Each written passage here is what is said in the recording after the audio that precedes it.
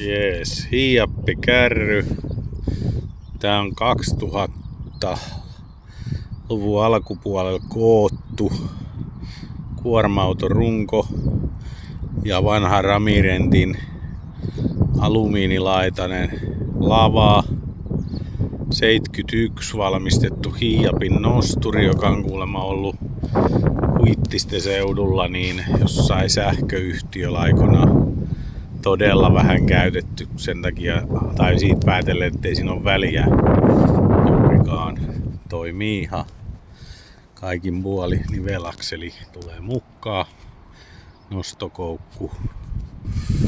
Sitten rautajouset kärryssä ykköspyörillä.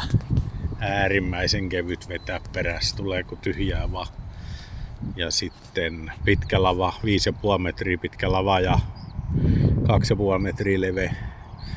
Toi on 1,30 metriä toi lava korkeus, pohjakorkeus maasta. Kippiä luonnollisesti ei ole, valot toimii. Ainoa miinus on tämä lavan pohjan kunto.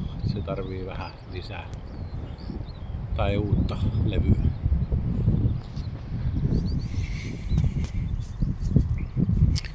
Muuten täysin kunnossa oleva. Eli kappaletavaraa jo putkia, jos äärimmäisen kätevä. Kun mahtuu pitkät putket kokonaan kyytiin, ei tarvitse niitä kikkailla mitenkään. Lannoitesäkkei, paalei.